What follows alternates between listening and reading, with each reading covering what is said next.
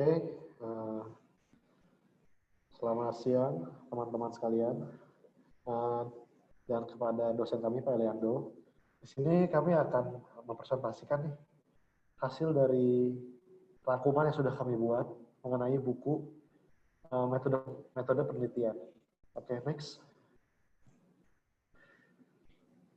Oke, di sini nama kelompok kita ada Heaven, Fikri Afriansa, saya sendiri Jeremy Carlo, Leo Bimo, dan Kak Sandika. Boleh next? Oke, di bab 1 ini kita akan membicarakan mengenai riset cara untuk berpikir. Nah, cara untuk berpikir ini nih, bagian integral adalah bagian dari pelatihan Anda. Sebagian besar tuh dari profesi yang ada di dunia ini tuh pasti melakukan yang namanya penelitian. Nah, pada bab ini nih, kita akan belajar nih secara kritis. Kita akan pelajari berbagai aspek kerja profesional dalam kehidupan kita sehari-hari. Dan pembaca juga menjadi dapat memahami bagaimana merumuskan prinsip-prinsip panduan yang mengatur prosedur-prosedur tertentu. Dan pembaca di sini juga bisa mengembangkan nih atau menguji teori-teori baru yang berhubungan pada kemajuan mengenai profesi kita. Ada beberapa kebiasaan di mana kita akan mendapat pertanyaan dari apa yang sedang kita lakukan dalam profesi yang kita jalani. Nah, di situ kita pasti berusaha kan untuk dapat menjelaskan dan menjawab pertanyaan yang ditanyakan kepada kita sebagai profesi. Nah, di sini ada beberapa contoh, misalnya kita dalam profesi bidang kesehatan, di dalam bidang kesehatan. Nah, kita di sini nih mungkin bisa jadi suster, dokter, atau mungkin tim paramedis lainnya. Dan pasti biasanya itu ada pertanyaan kayak gini nih, pertanyaannya. Contoh, yang pertama, berapa banyak pasien yang Anda lihat dalam satu hari? Apa penyebab dari penyakit ini? Ya kan, kita pasti tanya seperti itu. Bagaimana Anda mendemonstrasikan efektivitas dari pelayanan kita di dokteran?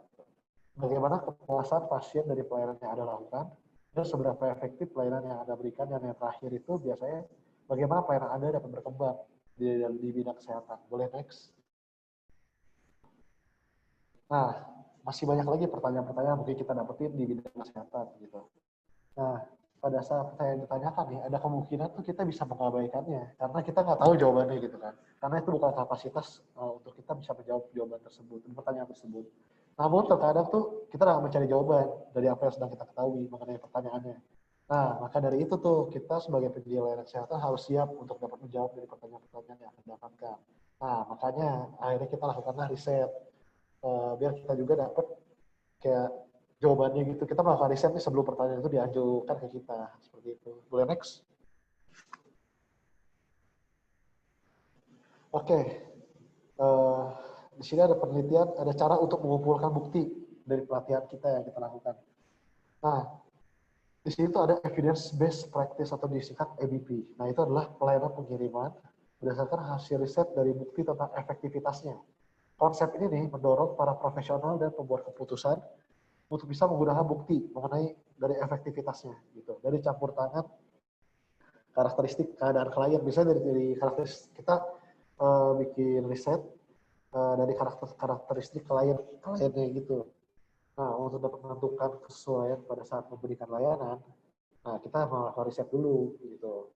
Riset ini tuh adalah salah satu cara untuk mengumpulkan informasi yang akurat, sehat, dan bisa diandalkan sesuai dengan efektivitasnya. Nah, akhirnya kita mendapatkan hasilnya mengenai bukti dari keefektivitasannya. Nah, pengaplikasian dalam penelitian itu sangat sedikit orang melakukan riset dalam melakukan metodologi penelitian. Jadi, sebagian besar dari profesi itu, padahal tuh dia harus dapat melakukan metodologi penelitian dari berbagai area. Dan di sana itu kita akan dapat menemukan para profesional, melatih dirinya untuk dapat mengikuti prosedur dan mengembangkan prosedur tersebut dalam waktu yang cukup lama. Nah, dalam proses ini kita tuh butuh kemampuan untuk melakukan riset. Jadi riset itu sangat penting gitu dalam berbagai profesi. Boleh next?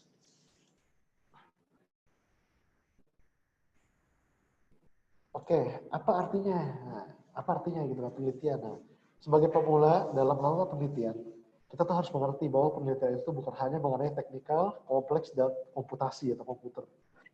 Ini bisa menjadi itu kegiatan yang sangat sederhana yang dirancang untuk memberikan jawaban atas pertanyaan yang sangat sederhana yang berkaitan dengan kegiatan sehari-hari atau kegiatan profesi kita yang tadi itu, yang kedokteran misalnya contoh.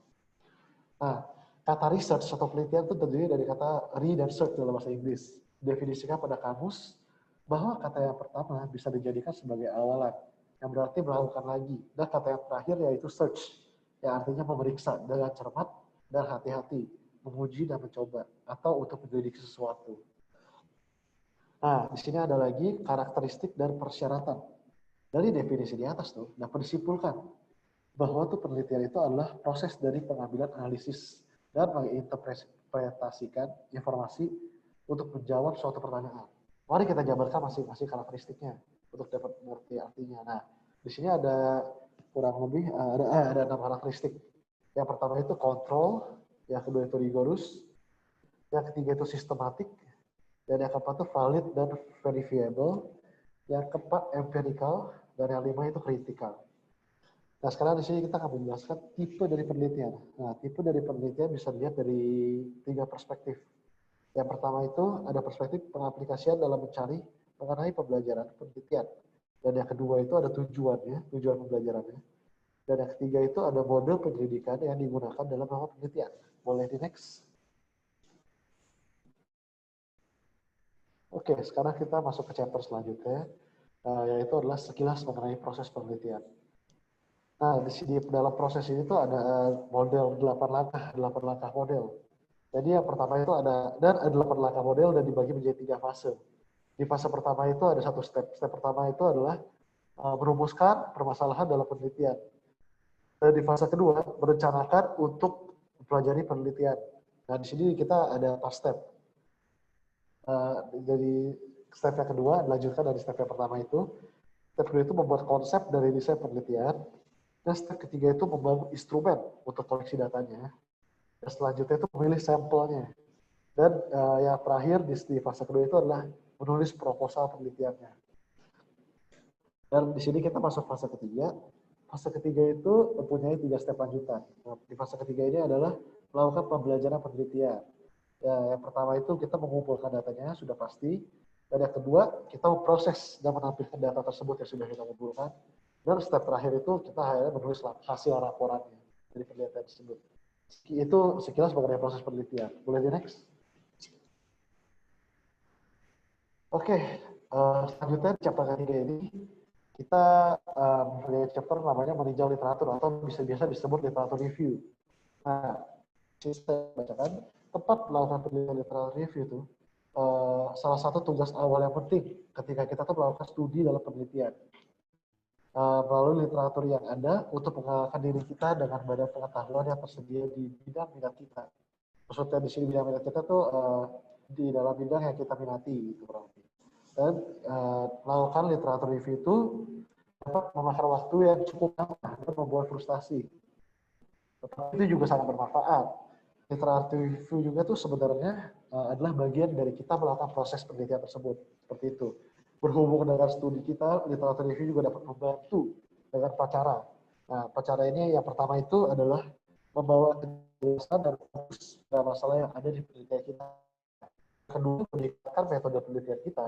Dan yang ketiga, memperluas basis pengetahuan kita di area penelitian yang sedang kita jalankan. Dan yang terakhir itulah kontekstualisasikan temuan kita.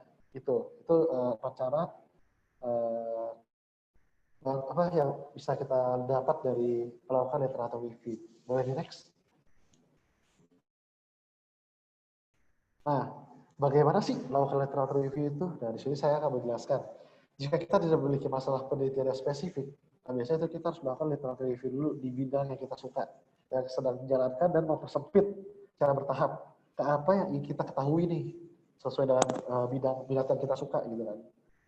Setelah itu, literatur review harus difokuskan di sekitar masalah penelitian kita setelah kita mendapatkan apa yang kita minati. Gitu. Ada 4 langkah lagi dalam melakukan literatur review. Yang langkah pertama itu adalah mencari literatur yang ada di studi kita. Contoh saya sebagai IT, saya mencari literatur review hubungan dengan IT, atau teknologi. Yang kedua, meninjau literatur yang akan kita pilih. Gitu. Meninjau dulu literatur yang kita pilih. Dan yang ketiga, kita mengembangkan kerangka teoritisnya. Dan yang terakhir itu mengembangkan kerangka konseptual, secara konseptualnya. Oke, sekurang lebih itu 4 langkah melakukan literatur review. Dan next. Nah, selanjutnya akan dijelaskan oleh teman saya. Terima kasih.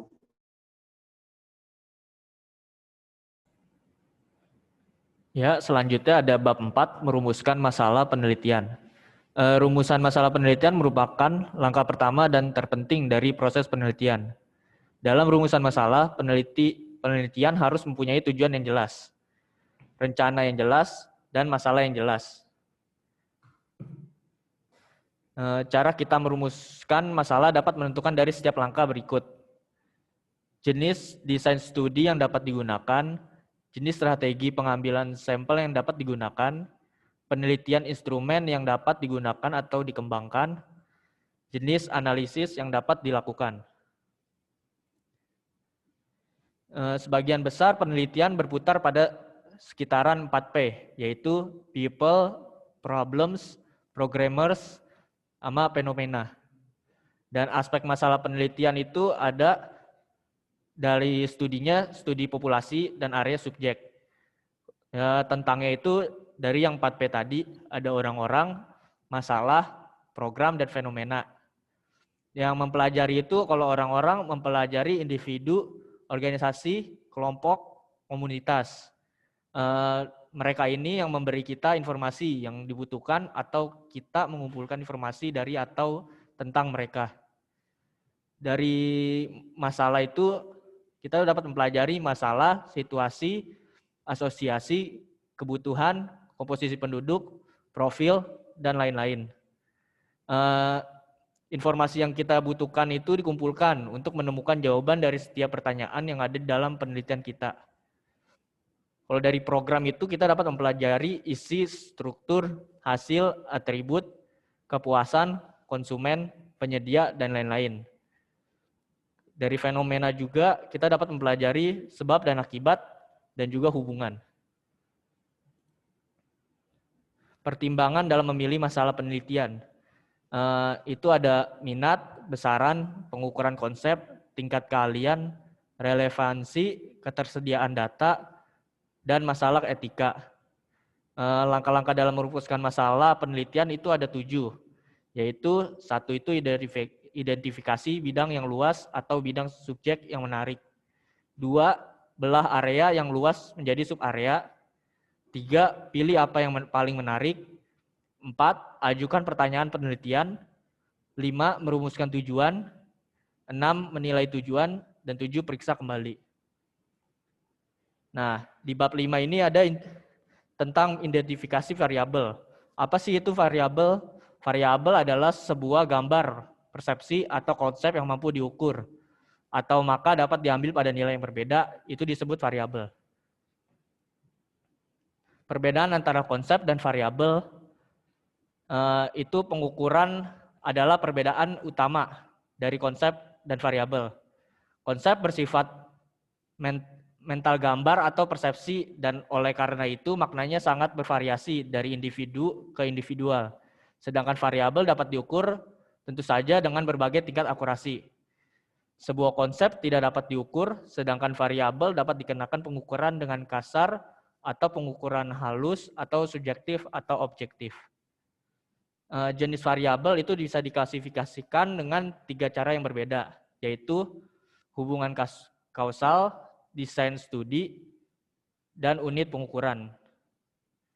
Jenis-jenis skala pengukuran itu ada 4, yaitu skala nominal atau klasifikasi, skala ordinal atau peringkat, skala interval, dan skala rasio. Bab 6 itu ada konstruksi hipotesis. Definisi hipotesis adalah pernyataan spekulatif yang harus diverifikasi melalui penelitian belajar. Fungsi hipotesis itu secara khusus memiliki fungsi berikut. Perumusan hipotesis memberikan studi dengan fokus. Ini memberitahu kita aspek spesifikasi apa dari masalah penelitian untuk diselidiki. Yang kedua ada hipotesis memberitahu Anda data apa yang harus dikumpulkan dan apa yang tidak boleh dikumpulkan, sehingga memberikan fokus pembelajaran. Yang ketiga, karena memberi fokus, konstruksi hipotesis meningkatkan objektivitas dalam penelitian. Yang keempat, ada hipotesis memungkinkan kita untuk menambah rumusan teori. Ini memungkinkan kita untuk menyimpulkan khususnya apa yang benar dan atau yang salah. Ciri-ciri hipotesis. Ada sejumlah pertimbangan yang perlu diingat saat menyusun hipotesis. Karena itu penting sekali untuk mengetahui ciri-ciri hipotesis. Berikut ciri-ciri hipotesis yaitu, yang pertama ada hipotesis harus sederhana, spesifik, dan jelas secara konseptual. Yang kedua, ada sebuah hipotesis harus mampu diverifikasi. Yang ketiga, hipotesis harus dikaitkan dengan tubuh pengetahuan yang ada. Yang keempat, hipotesis harus dapat dioperasionalkan. Jenis hipotesis. Secara teoritis, seharusnya ada satu jenis hipotesis, yaitu hipotesis penelitian. Namun karena konvensi dalam penelitian ilmiah dan karena susunan kata yang digunakan dalam konstruksi hipotesis, hipotesis dapat diklasifikasikan menjadi beberapa jenis. Secara umum ada dua kategori hipotesis, yaitu ada hipotesis penelitian dan hipotesis alternatif. Rumusan di hipotesis alternatif adalah konvensi di lingkungan ilmiah. Hipotesis alternatif adalah kebalikan dari hipotesis penelitian, serta konvensional, hipotesis nol, dan atau hipotesis tanpa perbedaan dirumuskan sebagai hipotesis alternatif. Di sini ada kesalahan dalam menguji hipotesis. Seperti yang telah disebutkan, hipotesis adalah asumsi yang mungkin terbukti benar atau salah. Ada beberapa aspek penelitian jika salah. Hipotesis menjadi tidak berarti, yaitu desain studi, prosedur pengambilan sampel, metode pengumpulan data, analisis data, prosedur statistik, kesimpulan yang diambil. Apabila aspek tidak sesuai atau salah akan mengakibatkan pengujian hipotesis tidak berarti. Nah, yang selanjutnya akan dijelaskan oleh teman saya. Dan selanjutnya itu adalah bab 7, yaitu mengenai tentang desain penelitian. Apa itu desain penelitian? Secara umum, desain penelitian adalah rencana prosedural yang diadopsi oleh peneliti untuk menjawab pertanyaan secara valid, objektif, akurat, dan ekonomis. Apa sih fungsi dari desain penelitian itu? Fungsi utama dari desain penelitian yaitu mengidentifikasi atau mengembangkan prosedur dan pengaturan logistik yang diperlukan untuk melakukan studi. Dan yang kedua adalah pentingnya kualitas dalam prosedur untuk memastikan validitasnya. Ya, boleh next.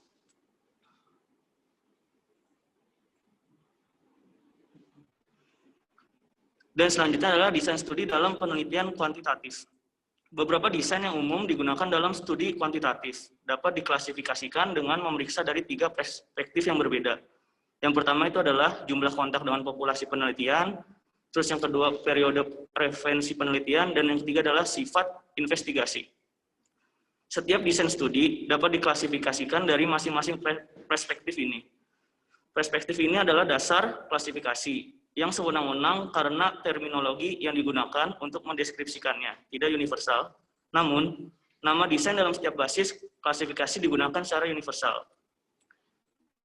Dan yang selanjutnya adalah desain studi dalam penelitian kualitatif. Yang pertama adalah studi kasus. Studi kasus adalah laporan informasi deskriptif mengenai data penelitian, eksperimen, atau percobaan, peristiwa, proyek, atau analisis. Kemudian ada sejarah lisan. Sejarah lisan adalah proses memperoleh, mencatat, menyajikan, dan menafsirkan informasi historis atau terkini berdasarkan pengalaman pribadi dan pendapat beberapa anggota kelompok atau unit belajar. Kemudian yang ketiga adalah wawancara kelompok. Wawancara kelompok adalah diskusi kelompok yang difasilitasi di mana seseorang peneliti mengangkat masalah atau mengajukan pertanyaan yang merangsang diskusi di antara anggota kelompok. Dan yang terakhir adalah pengamat partisipan. Pengamat partisipan adalah strategi lain untuk mengumpulkan informasi tentang interaksi sosial atau fenomena dalam studi kualitatif.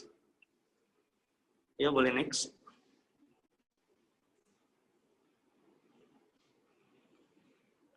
Dan yang selanjutnya itu adalah bab 9 tentang memilih metode pengumpulan data.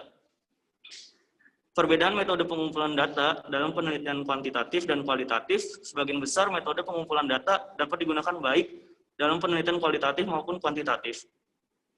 Perbedaan tersebut terutama disebabkan oleh pembatasan yang diberlakukan secara fleksibilitas, struktur, urutan sekuensial, kedalaman, dan kebebasan yang dimiliki peneliti dalam penggunaannya selama proses penelitian. Metode kuantitatif mendukung pembatasan ini, sedangkan metode kualitatif menentangnya. Pendekatan utama untuk mengumpulkan informasi. Ada dua pendekatan utama untuk mengumpulkan informasi tentang situasi, orang, masalah, atau fenomena. Saat kita melakukan studi penelitian dalam banyak situasi, kita perlu mengumpulkan informasi yang diperlukan. Namun, terkadang informasi yang diperlukan sudah tersedia dan hanya perlu digali. Berdasarkan pendekatan luas untuk mengumpulkan informasi ini, data dapat dikategorikan sebagai data utama dan data sekunder. Ya, boleh next. Dan selanjutnya adalah mengumpulkan data menggunakan sumber primer. Berikut merupakan cara mengumpulkan data dengan menggunakan sumber primer, yaitu 1. Observasi atau pengamatan. Observasi atau pengamatan adalah cara yang bertujuan, sistematis, dan selektif untuk menonton dan mendengarkan interaksi atau fenomena yang terjadi. Dan yang kedua adalah wawancara. Wawancara adalah sebuah metode yang biasa digunakan untuk mengumpulkan informasi dari orang-orang dalam banyak lapisan masyarakat. Kita mengumpulkan informasi melalui berbagai bentuk interaksi dengan orang lain. Dan yang ketiga adalah kuesioner. Kuesioner adalah daftar pertanyaan tertulis yang jawabannya dicatat oleh responden.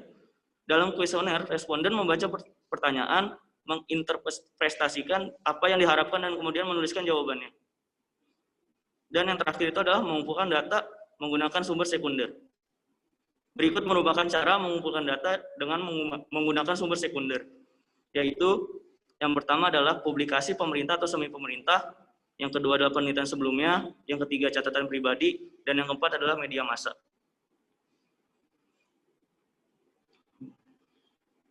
Dan selanjutnya akan dijelaskan oleh teman saya.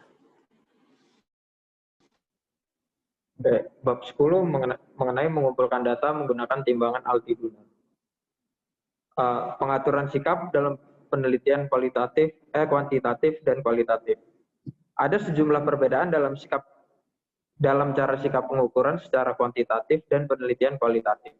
Dalam penelitian kuantitatif, kita dapat mengeksplorasi, mengukur, menentukan intensitas, dan menggabungkan sikap terhadap berbagai aspek masalah untuk sampai pada satu indikator yang mencerminkan sikap keseluruhan. Dalam penelitian kualitatif, kita hanya dapat mengeksplorasi penyebaran sikap dan menetapkan jenis-jenis sikap yang lazim. Dalam penelitian kuantitatif, kita dapat memastikan jenis sikap yang orang miliki dalam sebuah komunitas, berapa banyak orang yang memiliki sikap tertentu, dan apa intensitas sikap tersebut. Sejumlah teknik telah dikembangkan untuk mengukur sikap dan intensitas dalam penelitian kuantitatif. Tetapi teknik tersebut kurang dalam penelitian kualitatif. Ini terutama karena dalam penelitian kualitatif, kita tidak dapat melakukan upaya untuk mengukur konsep timbangan altitudinal. Oleh karena itu hanya lazim dalam penelitian kuantitatif. Lalu sikap-sikap dalam penelitian kuantitatif. Terdapat 3 skala yang telah dikembangkan untuk mengukur sikap. Masing-masing timbangan ini dapat didasarkan pada asumsi yang berbeda dan mengikuti prosedur yang berbeda dalam konstruksi mereka. Penting bagi kita untuk memahami prosedur ini dan asumsi di baliknya, sehingga kita dapat interpretasi akurat dari temuan. Seperti yang akan kita lihat, tidak terlalu mudah untuk membangun skala altitudinal. Dari 3 skala, skala Likert adalah skala yang paling mudah dibangun dan karenanya digunakan jauh lebih banyak.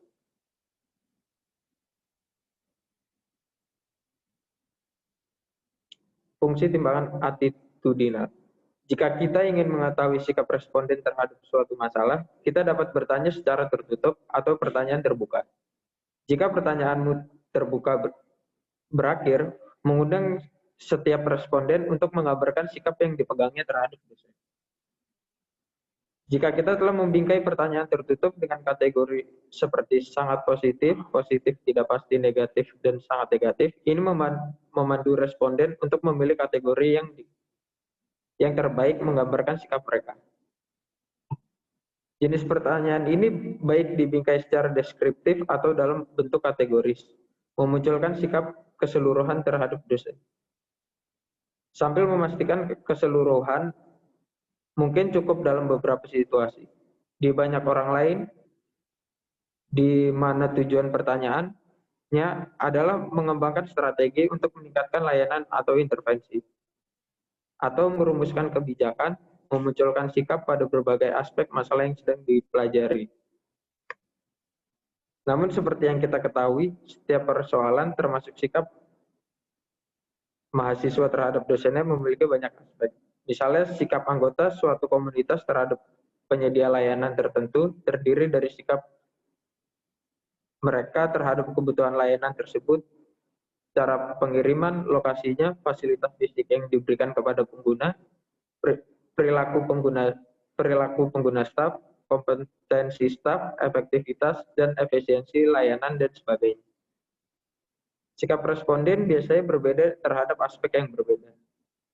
Hanya jika kita memastikan sikap responden terhadap suatu masalah dengan merumuskan pertanyaan untuk setiap aspek, menggunakan pertanyaan terbuka atau tertutup, apakah kita mengetahui sikap mereka masing-masing pertanyaan aspek. Batasan utama dari metode ini adalah sulitnya menarik kesimpulan sikap keseluruhan responden dari tanggapan. Lanjut.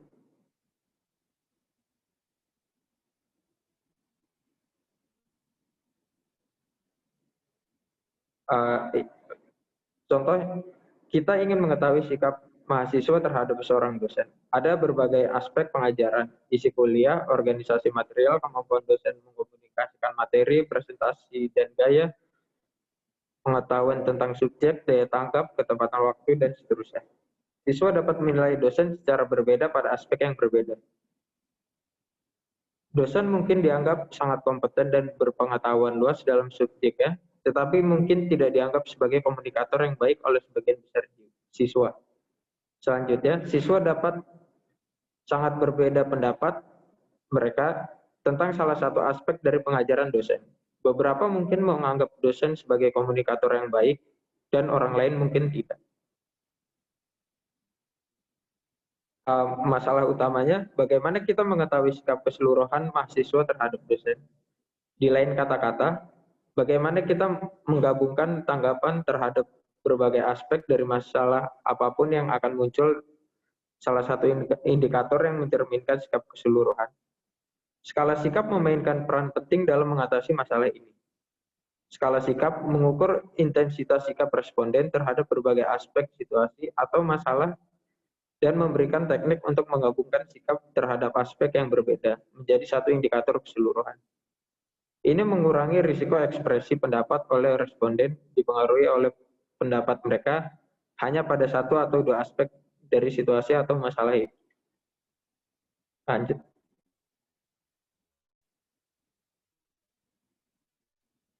Oke.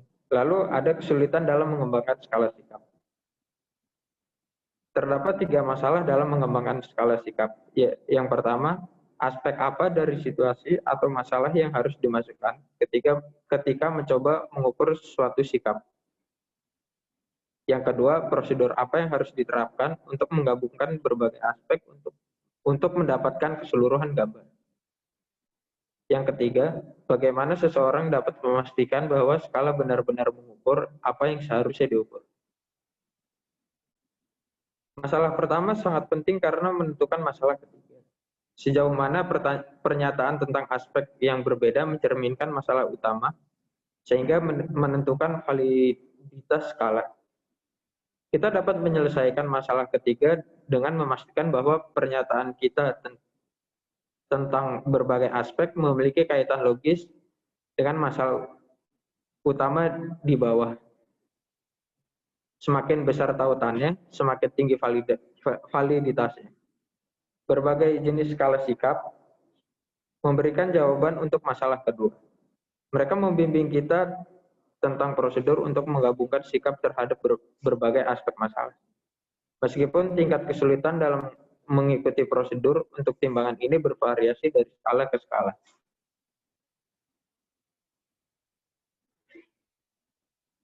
Jenis skala sikap itu ada 3. Yang pertama, skala peringkat yang dijumlahkan atau skala Likert, skala interval atau skala diferensial yang tampak sama, biasa disebut dengan skala Thurston.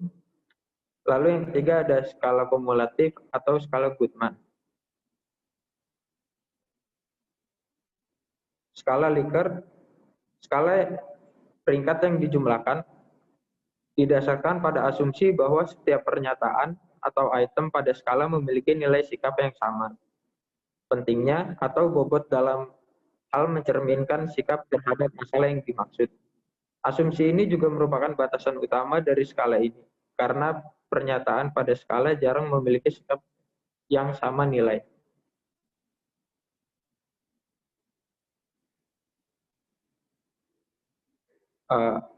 Pada gambar 10.1 dan 10.2, pengetahuan tentang subjek tidak sama pentingnya dalam hal sejauh mana hal itu mencerminkan sikap dosen sebagai telah menerbitkan banyak atau beberapa siswa suka, beberapa tidak. Tetapi di skala Likert, masing-masing memiliki bobot yang sama.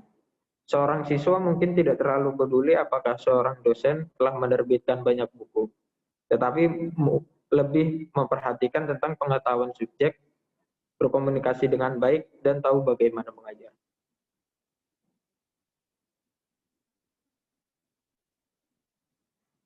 Lalu ada pertimbangan dalam membangun skala Likert. Yang pertama, putuskan apakah sikap yang diukur adalah diklasifikasikan ke dalam kategori 1, 2, atau 3, arah sehubungan dengan sikap mereka terhadap masalah yang sedang dipelajari. Selanjutnya, pertimbangkan apakah kita ingin menggunakan kategori atau skala numerik.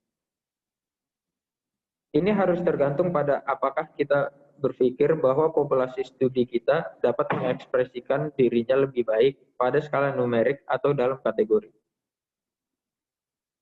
Keputusan tentang jumlah poin atau jumlah kategori dalam skala kategoris tergantung pada seberapa halus kita ingin mengukur intensitas sikap yang bersangkutan dan pada kapasitas populasi untuk membuat perbedaan yang baik.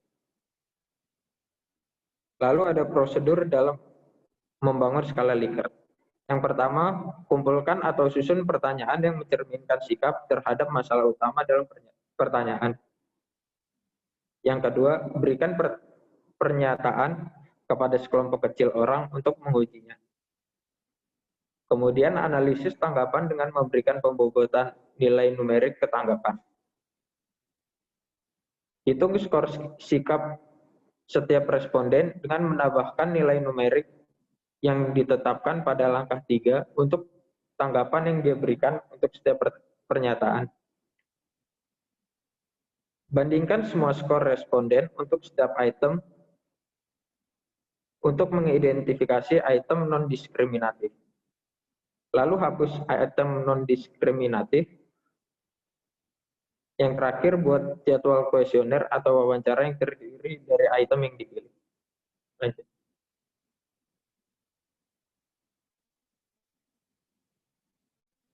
Lalu yang kedua, ada skala Thurston. Berbeda dengan skala Likert, skala Thurston menghitung bobot atau nilai sikap untuk setiap pertanyaan. Bobot setiap pertanyaan dihitung berdasarkan peringkat yang diberikan oleh kelompok juri. Setiap pernyataan yang disetujui oleh responden diberikan sikap skor setara dengan nilai sikap dari pernyataan tersebut. Prosedur untuk membuat skala Thurston, yang pertama, kumpulkan atau susun pernyataan yang mencerminkan sikap terhadap masalah yang dimaksud. Yang kedua, pilih panel juri yang ahli di bidang sikap yang akan dieksplorasi. Yang ketiga, kirimkan pernyataan kepada juri dengan permintaan untuk menilai pentingnya setiap pernyataan mencerminkan sikap terhadap masalah yang sedang dipelajari.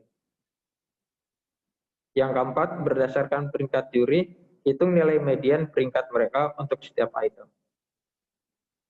Jika peringkat juri dari setiap item tersebar di seluruh skala, ini menunjukkan bahwa bahkan di antara para ahli tidak ada kesepakatan sejauh mana pernyataan itu mencerminkan suatu sikap terhadap masalah yang dimaksud. Buang pernyataan seperti itu. Yang keenam, dari pernyataan yang tersisa, pilih item yang paling mencerminkan sikap terhadap berbagai aspek masalah. Lalu buat jadwal wawancara yang terdiri dari item yang dipilih. Keuntungan dari skala Thurstone adalah bahwa pentingnya setiap pernyataan yang ditentukan oleh para hakim. Ini mencerminkan sikap absolut daripada relatif dari responden.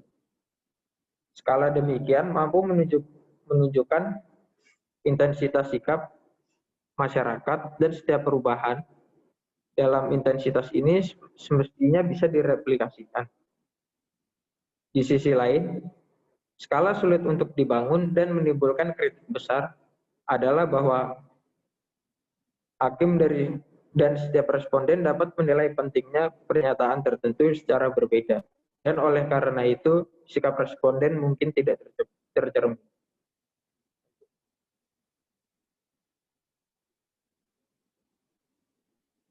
Skala kumulatif atau Goodman. Skala Goodman adalah salah satu skala yang paling sulit untuk dibangun. Oleh karena itu, jarang digunakan. Skala ini tidak banyak relevansi untuk pemula dalam penelitian dan tidak dibahas dalam buku ini. Skala sikap dan skala pengukuran. Skala sikap yang berbeda menggunakan skala pengukuran yang berbeda.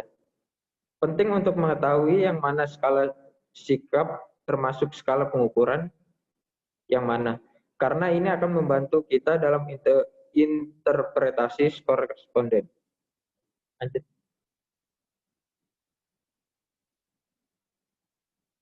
Lalu bab 11, menetapkan validitas dan keandalan instrumen penelitian. Konsep validitas. Menurut Smith, validitas dapat diartikan sebagai sejauh mana peneliti telah mengukur apa yang telah ditetapkan untuk diukur. Berdasarkan Kerlinger, definisi validitas yang paling umum dilambangkan oleh pertanyaan. Apakah kita mengukur apa yang kita pikir sedang kita ukur? Lalu Babi menulis, validitas mengacu pada sejauh mana ukuran empiris secara memadai mencerminkan arti sebenarnya dari konsep tersebut sedang dipertimbangkan. Jenis validitas dalam penelitian kualitatif. Terdapat 3 jenis validitas dalam penelitian kuantitatif. Yang pertama, validitas wajah dan konten, validitas bersamaan dan prediktif, lalu ada validitas konstruk.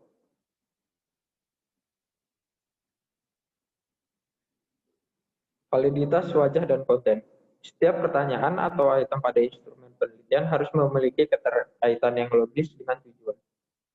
Pembentukan ini disebut dengan validitas wajah. Sama pentingnya bahwa item dan pertanyaan mencakup seluruhnya tentang masalah atau sikap yang diukur. Penilaian item instrumen dalam ini rasa hormat disebut validitas konten. Selain itu, cakupan masalah atau sikap haruslah seimbang. Artinya, setiap aspek harus memiliki representasi yang serupa dan memadai dalam pertanyaan atau item. Validitas konten juga dinilai berdasarkan sejauh mana pernyataan atau pertanyaan mewakili masalah yang seharusnya mereka ukur. Seperti yang dinilai oleh kita sebagai peneliti, pembaca, dan pakar kita di bidangnya. Meskipun mudah untuk menyajikan argumen logis menetapkan validitas, ada masalah tertentu. Penilaian tersebut didasarkan pada logika subjektif. Lalu sejauh mana pertanyaan mencerminkan tujuan studi mungkin berbeda. Jika peneliti mengganti satu pertanyaan dengan pertanyaan lain, besarnya tautan dapat diubah. Validitas bersamaan dan prediktif. Validitas prediktif dinilai dari sejauh mana suatu instrumen dapat meramalkan suatu hasil. Validitas konkuren dinilai dari seberapa baik instrumen dibandingkan dengan penilaian kedua dilakukan secara bersamaan. Biasanya mungkin untuk menyatakan validitas prediksi dalam kaitannya dengan koefisien korelasi antara status yang diprediksi dan kriteria. Koefisien tersebut disebut dengan koefisien validitas. Lalu ada validitas konstruk. Validitas konstruk adalah teknik yang lebih canggih untuk menetapkan validitas suatu instrumen. Ini didasarkan pada prosedur statistik. Ini ditentukan dengan memastikan kontribusi setiap konstruk terhadap total varian yang diamati dalam sebuah fenomena. Lanjut.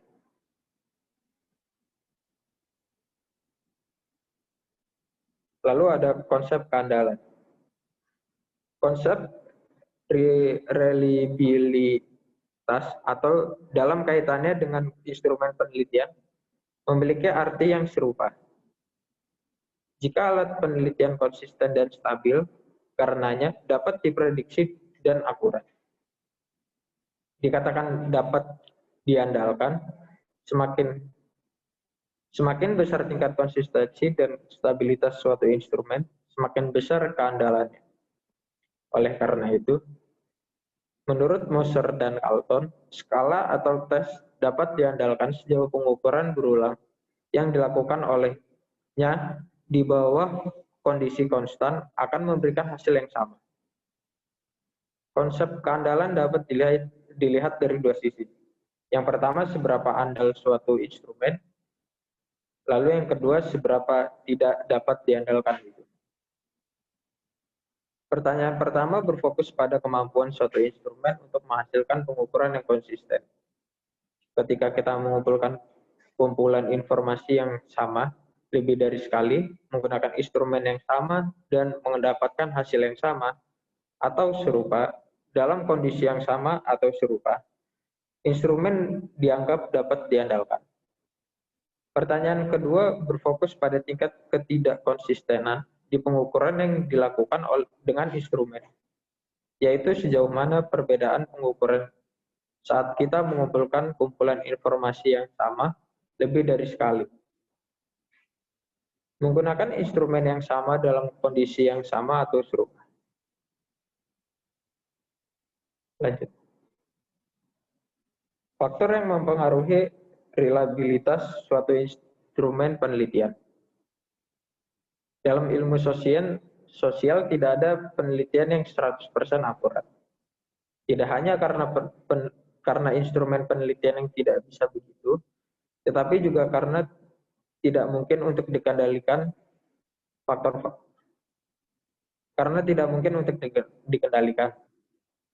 faktor-faktor yang mempengaruhi keandalan. Beberapa faktor tersebut, yang pertama kata-kata dari pertanyaan. Sebuah ambiguitas kecil dalam kata-kata dari pertanyaan atau pernyataan dapat mempengaruhi keandalan instrumen penelitian sebagai responden.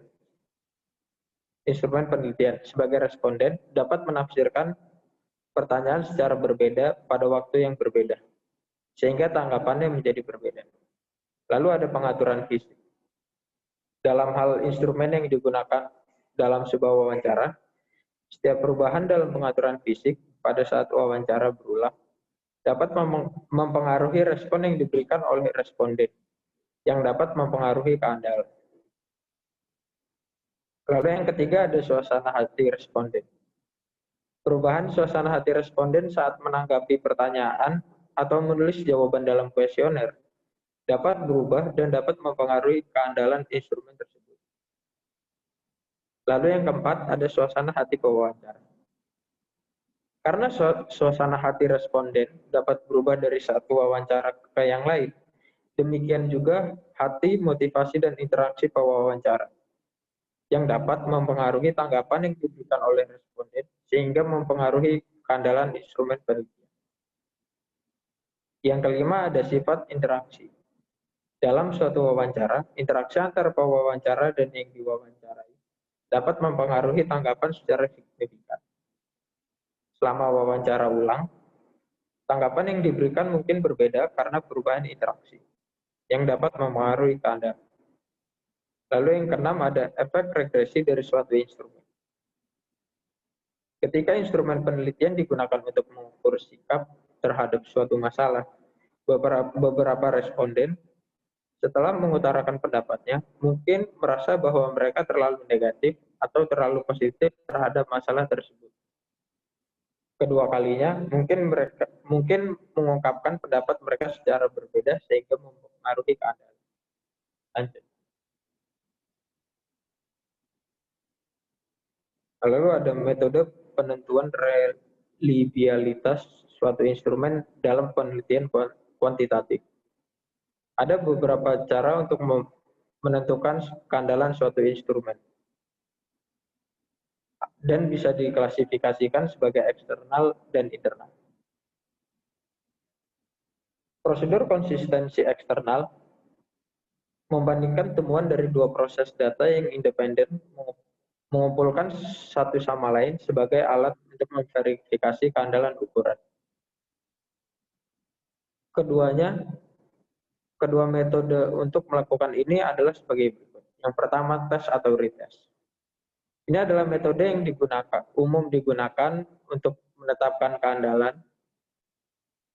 Dalam tes ulang, instrumen diberikan sekali dan kemudian lagi dalam kondisi yang sama atau serupa.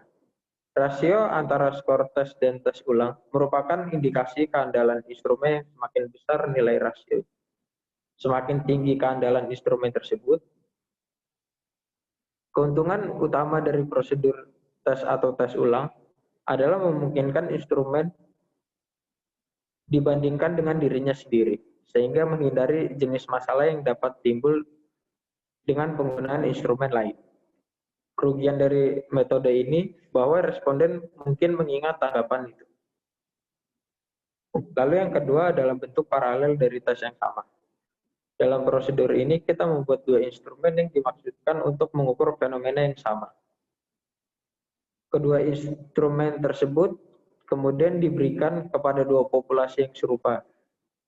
Hasil yang diperoleh dari satu tes dibandingkan dengan yang diperoleh dari tes lain.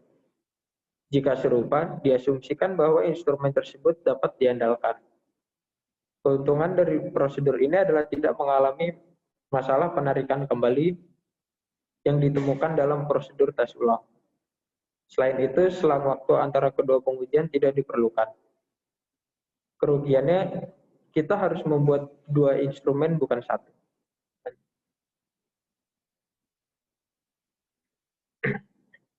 Prosedur konsistensi internal. Ide di balik prosedur konsistensi internal adalah bahwa item atau pertanyaan yang mengukur fenomena yang sama, jika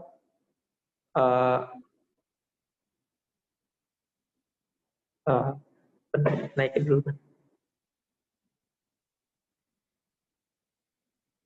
Jika merupakan indikator yang dapat diandalkan, harus menghasilkan hasil yang sama, terlepas dari nomor dalam sebuah instrumen.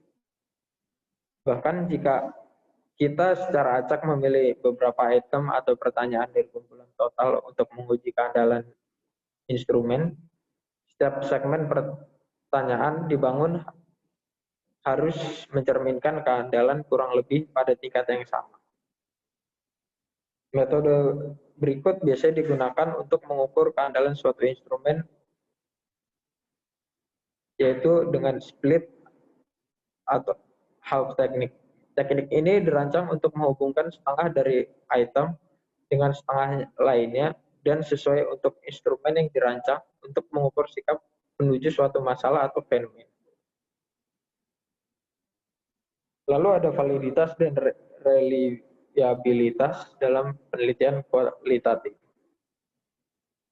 Menurut Guba dan Lincoln, terdapat kriteria berikut.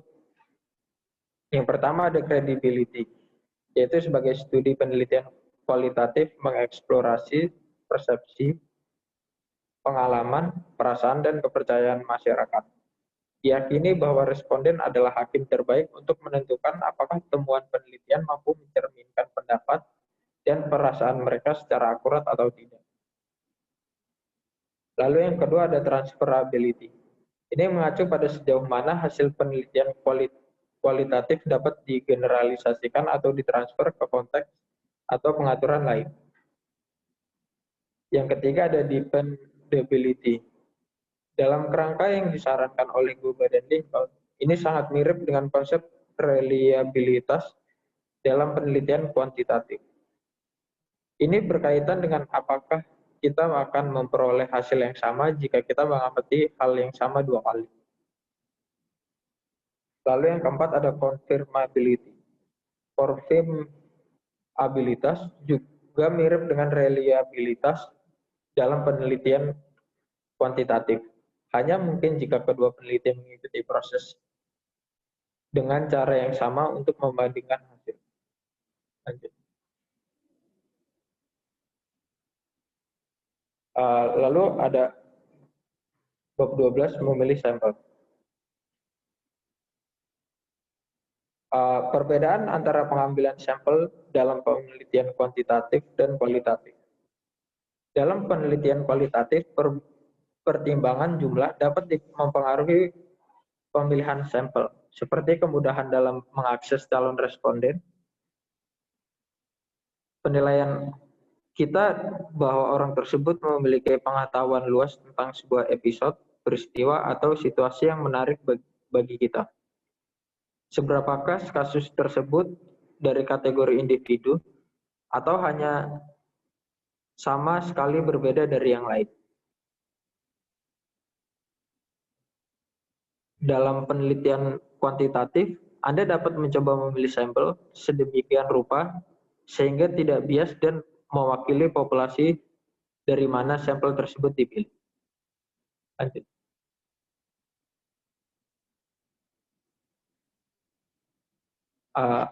Konsep pengambilan sampel dalam penelitian kuantitatif. Ada 2 cara untuk melakukan hal ini. Yang pertama adalah menghubungi semua siswa di kelas, mencari tahu usia mereka, menjumlahkan mereka, dan kemudian membaginya dengan jumlah siswa.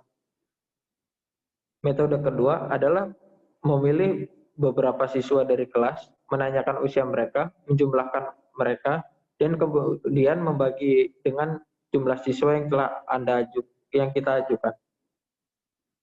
Dari sini kita dapat membuat perkiraan usia rata-rata sampling. Oleh karena itu, adalah proses memilih beberapa dari kelompok yang lebih besar untuk menjadi dasar dalam memperkirakan atau memprediksi prevalensi suatu sepotong informasi, situasi, atau hasil yang tidak diketahui mengenai kelompok yang lebih besar. Terminologi pengambilan sampel. Dalam pengambilan, proses pengambilan sampel ada beberapa aspek. Yang pertama ada kelas. Keluarga yang tinggal di kota atau daerah pemilihan tempat Anda memilih sampel yang disebut populasi atau populasi studi dan biasanya dilambangkan dengan huruf N besar. Kelompok kecil siswa, keluarga, atau pemilih yang darinya kita mengumpulkan informasi yang diperlukan untuk memperkirakan usia rata-rata kelas, pendapatan rata-rata, atau hasil pemilihan disebut sampel. Jumlah siswa, keluarga, atau pemilih yang darinya kita memperoleh informasi yang diperlukan disebut ukuran sampel dan biasanya dilambangkan dengan huruf N kecil. Cara Anda memilih siswa, keluarga, atau pemilih disebut dengan desain pengambilan sampel atau strategi pengambilan sampel. Setiap siswa, keluarga, atau pemilih yang menjadi dasar pemilihan sampel disebut sampling. Daftar yang mengidentifikasi setiap siswa, keluarga, atau pemilih disebut dengan kerangka sampling. Temuan kita berdasarkan informasi yang diperoleh dari responden disebut dengan statistik sampel. Tujuan utama kita adalah adalah menemukan jawaban atas pertanyaan penelitian Anda dalam populasi penelitian, bukan dalam sampel informasi yang Anda kumpulkan. Prinsip pengambilan sampel. Yang pertama, dalam sebagian besar kasus pengambilan sampel, akan ada perbedaan antara statistik sampel dan rata-rata populasi yang sebenarnya yang disebabkan oleh pemilihan unit dalam sampel. Prinsip kedua, semakin besar ukuran sampel, semakin akurat perkiraan rata-rata populasi sebenarnya. Prinsip ketiga, semakin besar perbedaan variabel yang diteliti dalam suatu populasi untuk ukuran sampel tertentu, maka semakin besar perbedaan antara statistik sampel dan rata-rata populasi sebenarnya. Faktor yang mempengaruhi kesimpulan yang diambil dari sampel. Yang pertama, ukuran sampel. Temuan berdasarkan sampel yang lebih besar memiliki kepastian yang lebih tinggi daripada temuan berdasarkan sampel yang lebih kecil. Biasanya semakin besar ukuran sampel akan semakin akurat. Yang kedua, tingkat variasi dalam populasi pengambilan sampel.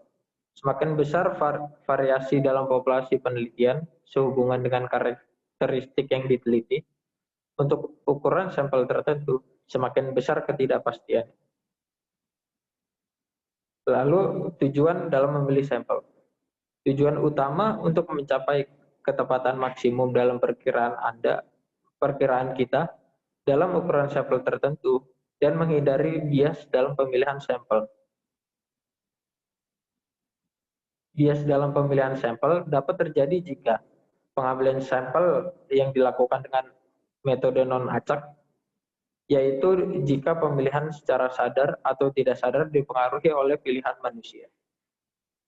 Kerangka sampling, daftar, indeks, atau catatan populasi lainnya yang menjadi dasar pemilihan tidak mencakup populasi sampling secara akurat dan lengkap. Lalu yang ketiga, bagian dari populasi sampel tidak mungkin ditemukan atau ditolak atau menolak untuk bekerja sama. Jenis pengambilan sampel. Yang pertama ada random probability sampling design. Yang kedua ada non-random sampling design selecting a predetermined sample size. Lalu yang ketiga ada mixed sampling design.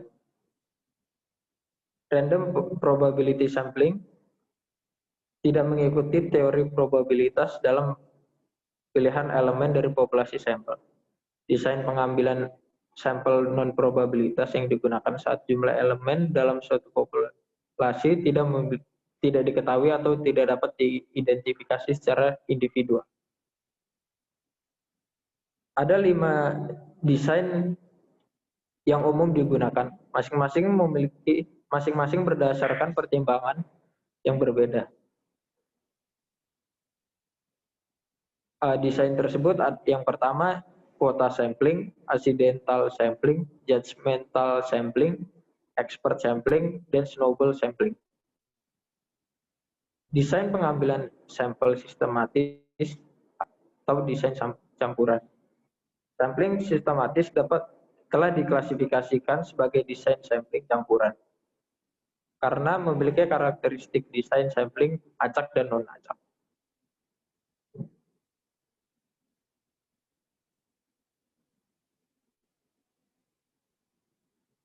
Pengambilan sampel dalam penelitian kualitatif. Karena tujuan utama peneliti kualitatif adalah untuk mengeksplorasi keragaman ukuran sampel dan strategi pengambilan sampel, tidak memainkan peran penting dalam pemilihan sampel. Jika dipilih dengan hati-hati, keragaman dapat dideskripsikan secara luas dan akurat berdasarkan informasi yang diperoleh bahkan dari satu individu. Semua desain pengambilan sampel non-probabilitas bertujuan menghakimi ahli tidak disengaja dan dapat digunakan dalam penelitian kualitatif dengan 2 perbedaan. Yang pertama, dalam studi kuantitatif, Anda mengumpulkan informasi dari sejumlah orang yang telah ditentukan sebelumnya.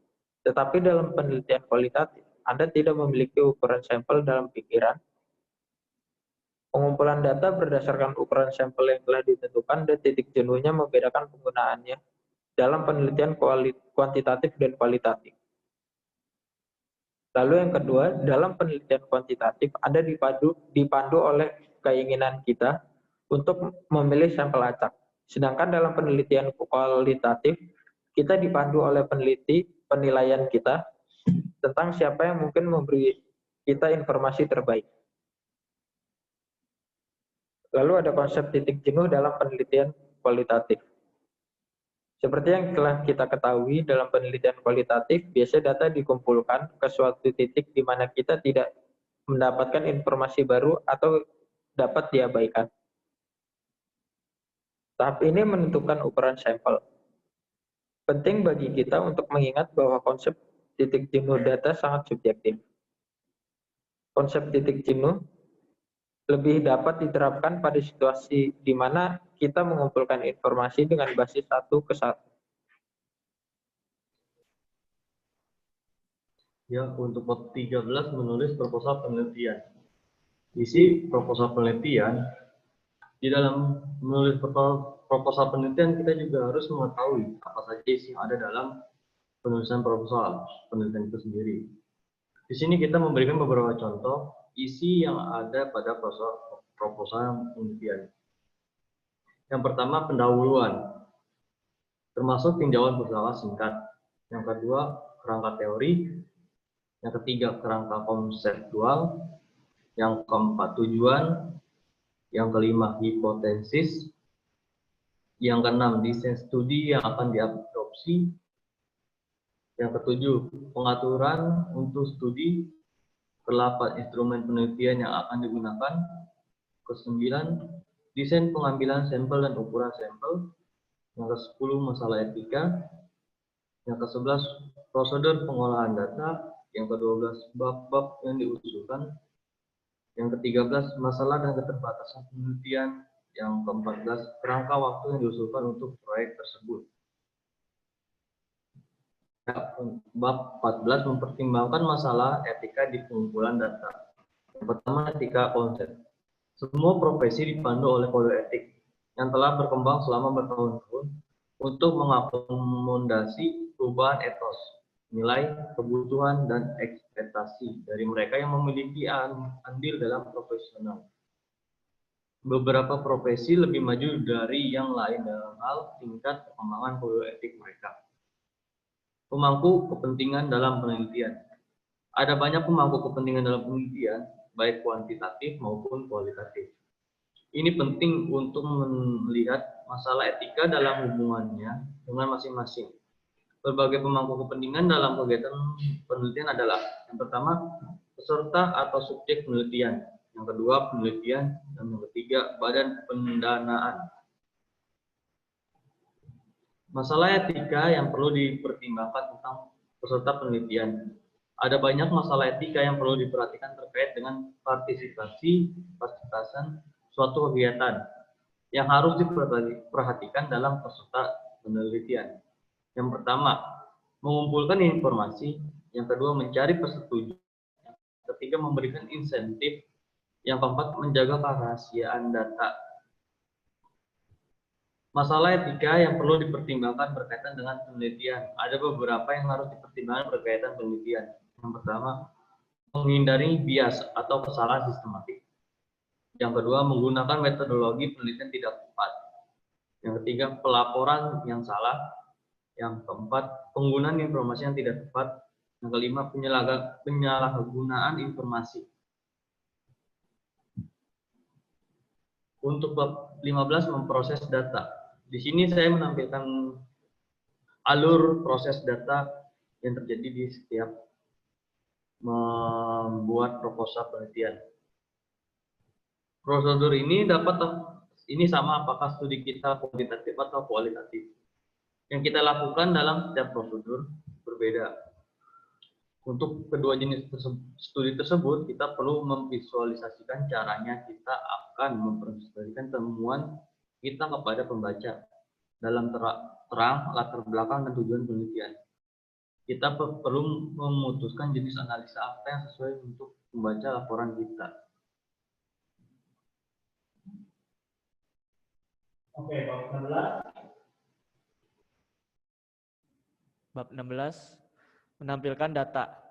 Metode mengkomunikasikan dan menampilkan data yang dianalisis. Secara garis besar, ada 4 cara untuk mengkomunikasikan dan menampilkan data yang dianalisis, yaitu 1. Teks, 2. Tabel, 3. Grafik, 4. Ukuran statistik. Karena sifat dan tujuan investigasi dalam penelitian kualitatif, teks menjadi dominan dan biasanya satu-satunya cara untuk berkomunikasi. Yang pertama ada teks. Teks merupakan metode komunikasi yang paling umum, baik secara kuantitatif maupun kualitatif. Oleh karena itu, penting sekali kita tahu bagaimana berkomunikasi secara efektif dengan memperhatikan tingkat pemahaman, peminatan dalam topik, dan kebutuhan akan ketelitian akademis dan ilmiah dari mereka yang kita tuliskan. Yang kedua ada tabel. Selain teks, tabel juga metode paling umum untuk menyajikan data yang dianalisis. Ada 5 bagian dalam tabel, yaitu judul, sub atau subkategori, judul kolom, badan, catatan kaki atau catatan kaki tambahan. Yang ketiga ada grafik. Presentasi grafik merupakan cara ketiga mengkomunikasikan data yang dianalisis. Grafik presentasi dapat membuat data yang dianalisis lebih mudah dipahami dan secara efektif mengkomunikasikan apa yang seharusnya ditunjukkan. Ada beberapa macam grafik, yaitu yang pertama ada histogram, yang kedua ada bagan batang, yang ketiga ada bagan batang bertumpuk, yang keempat grafik batang 100%, dan lain-lain. Yang keempat ada pengukuran statistik. Pengukuran statistik sangat efektif dalam mengkomunikasikan temuan secara tepat dan cara yang ringkas.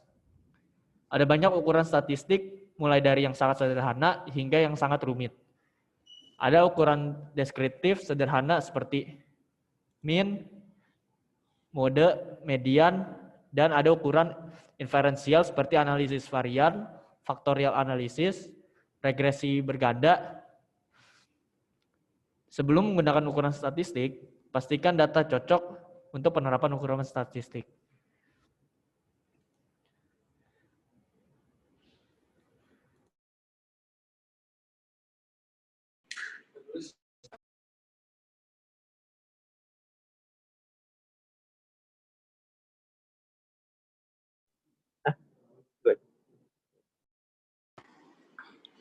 Dan yang selanjutnya adalah bab 17, yaitu tentang menulis laporan penelitian. Langkah terakhir dalam proses penelitian adalah menulis laporan penelitian. Setiap langkah proses penting untuk studi yang valid. Karena kelalaian pada tahap apapun yang akan mempengaruhi kualitas tidak hanya bagian itu, tetapi juga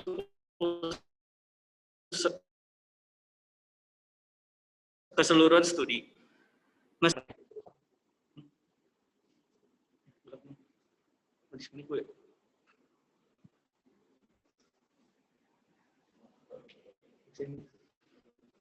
Oke, saya lanjutkan.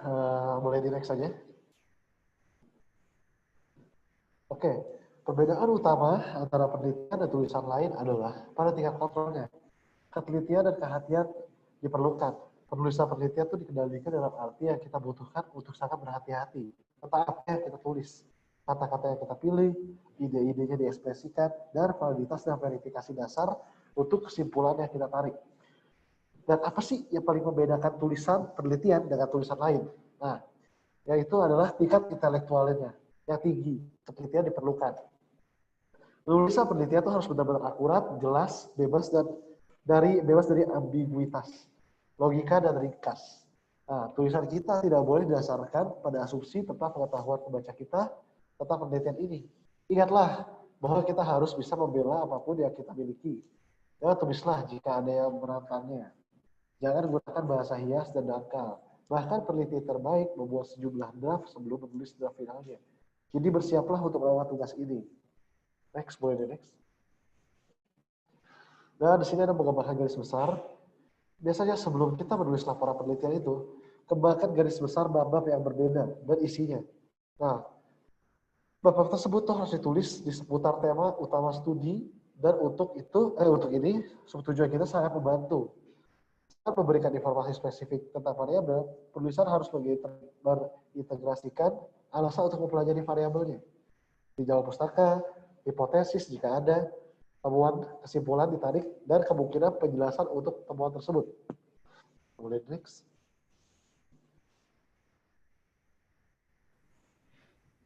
Menulis tentang variabel. Setelah membuat kerangka bab, langkah selanjutnya adalah mulai menulis. Meskipun cara peneliti mengatur tulisan mereka sangat individual, pedoman dan format berikut mungkin terbukti bermanfaat bagi pemula. Saat menulis tentang informasi yang diperoleh sebagai tanggapan atas pertanyaan atau variabel, tulis sebagai jika kita memberikan jawaban atas pertanyaan berikut. Mengapa menurut kita penting untuk mempelajari variabel?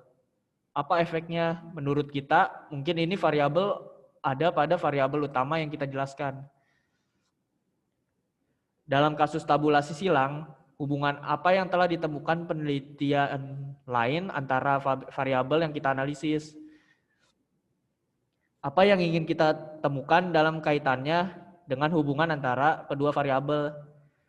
Apa yang telah ditemukan oleh penelitian kita?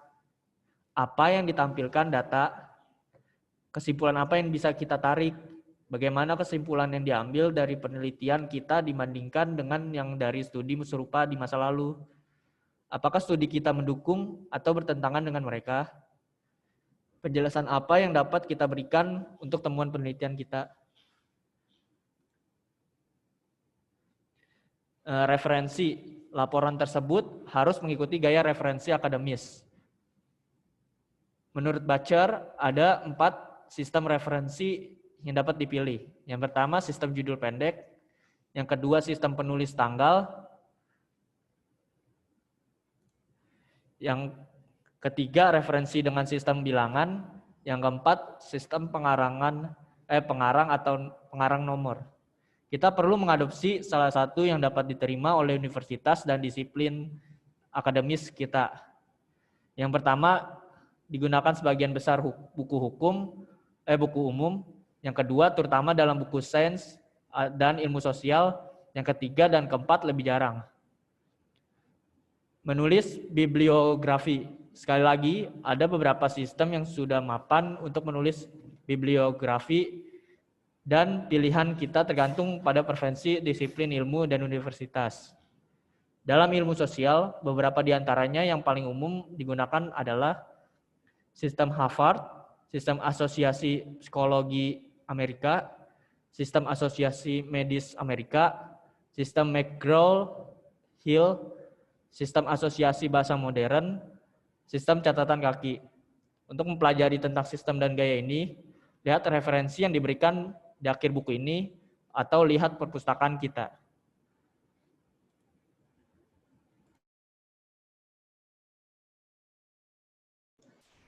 Oke, bab 18. Metode penelitian dan latihan evaluasi. Apa itu evaluasi? Di sini dijelaskan evaluasi itu adalah proses memastikan keputusan yang menjadi area perhatian. Memilih informasi yang tepat dan mengumpulkan dan menganalisis informasi untuk melaporkan data ringkasan yang berguna bagi para pengambil keputusan dalam memilih di antara alternatif lainnya. Mengapa kita harus mengevaluasi?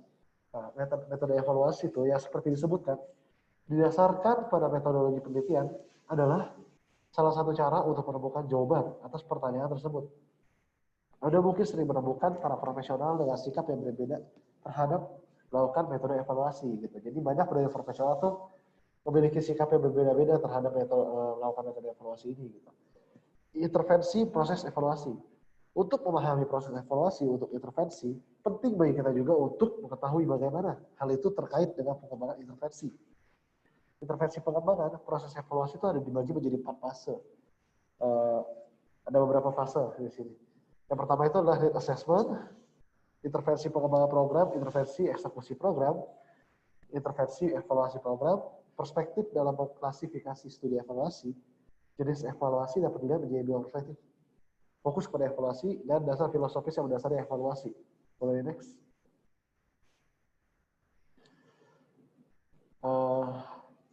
di jenis evaluasi dari perspektif fokus. Dari perspektif fokus evaluasi ada 4 jenis evaluasi. Evaluasi untuk perencanaan program, evaluasi proses atau pemantauan, mengevaluasi partisipasi populasi sasaran, dan mengevaluasi cara pemberian layanan. Evaluasi untuk perencanaan program itu dalam banyak situasi diharapkan untuk memeriksa kelayakan memulai program intervensi dengan mengevaluasi sifat dan tingkat masalah yang dipilih. Sebenarnya, tipe studi itu mengevaluasi masalah itu sendiri, sifat, jangkauan, dan distribusinya. Secara khusus, program evaluasi perencanaan meliputi. Yang pertama itu ada memperkirakan tingkat masalahnya. Dan yang kedua itu menggambarkan karakteristik orang dan kelompok yang mungkin membutuhkan intervensi. Yang ketiga, mengidentifikasi manfaat yang mungkin dapat dari intervensi. Dan yang keempat, mengembangkan metode penyampaian intervensi. Selanjutnya, mengembangkan isi program. Nah, di situ ada layanan, kegiatan, dan prosedur. Selanjutnya, mengidentifikasi kebutuhan pelatihan untuk pemberian layanan dan mengembangkan metode pelatihan. Dan selanjutnya, memperkirakan kebutuhan keuangan dari intervensi. Dan yang terakhir itu ada mengembangkan indikator evaluasi untuk keberhasilan atau kegagalan intervensi dan menerapkan jadwal untuk evaluasi.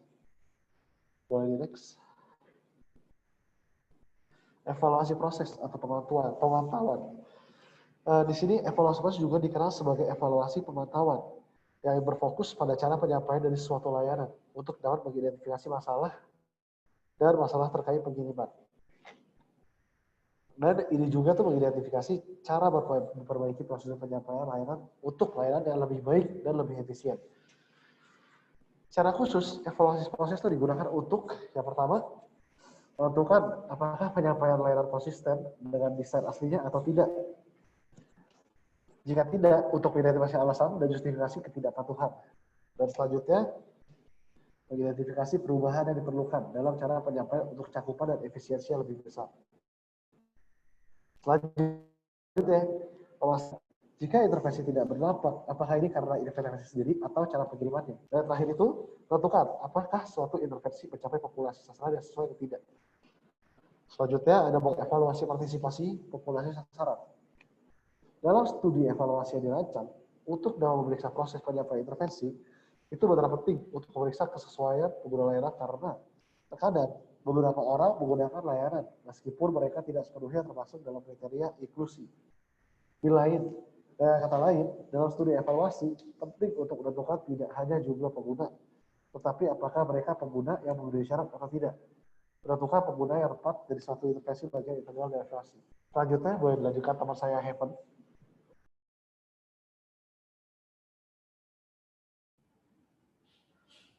Mengevaluasi cara pemberian layanan. Ada situasi ketika sebuah program mungkin tidak mencapai tujuan yang dimaksudkan. Sedemikian dalam situasi tertentu, ada dua kemungkinan penyebab. Isi intervensi dan caranya sedang dikirim. Itu untuk memastikan bahwa intervensi disampaikan secara efektif bahwa kita melakukan evaluasi proses. Ini melibatkan mengidentifikasi masalah dengan cara layanan sedang dikirim ke konsumen atau mencari cara untuk meningkatkan sistem pengiriman. Mengevaluasi cara penyampaian program merupakan aspek yang sangat penting dari evaluasi proses. Jenis evaluasi dari perspektif filosofis. Dari perspektif filosofis, tidak ada model atau metode evaluasi khusus. Kita menggunakan metode dan model yang sama, tetapi informasi yang diperlukan atau dikumpulkan dari orang atau aspek yang berbeda tergantung pada filosofi yang kita ikuti. Melakukan evaluasi proses. Seperti model metodologi penelitian yang menjadi dasar buku ini, evaluasi proses juga didasarkan pada langkah-langkah operasional tertentu. Penting bagi kita untuk mengingatnya urutan penulisan langkah-langkah ini, terutama untuk memudahkan kita memahami prosesnya. Berikut adalah langkah-langkahnya. Yang langkah pertama, menentukan tujuan evaluasi. Langkah kedua, mengembangkan tujuan atau pertanyaan evaluasi. Langkah ketiga, mengubah konsep menjadi indikator menjadi variabel. Langkah 4, mengembangkan metodologi evaluasi. Langkah 5, mengumpulkan data. Langkah ke-6, menganalisis data. Langkah ke-7, menulis laporan evaluasi. Langkah ke-8, berbagi temuan dengan pemangku kepentingan. Melibatkan pemangku kepentingan dalam evaluasi. Sebagian besar evaluasi memiliki sejumlah pemangku kepentingan, mulai dari konsumen hingga ahli di bidangnya area, termasuk penyedia layanan dan manajer. Semua kategori pemangku kepentingan harus dilibatkan di semua tahap evaluasi. Kegagalan untuk melibatkan kelompok manapun dapat menghambat keberhasilan dalam menyelesaikan evaluasi dan sangat mempengaruhi kepercayaan pada temuan kita. Berikut langkah-langkah menguraikan proses untuk melibatkan pemangku kepentingan dalam studi evaluasi. Yang pertama, mengidentifikasi pemangku kepentingan. Yang kedua, melibatkan pemangku kepentingan. Yang ketiga, mengembangkan perspektif bersama di antara para pemangku kepentingan terhadap evaluasi. Yang keempat, menyelesaikan konflik kepentingan. Yang kelima, mengidentifikasi informasi yang dibutuhkan pemangku kepentingan dari evaluasi yang diusulkan.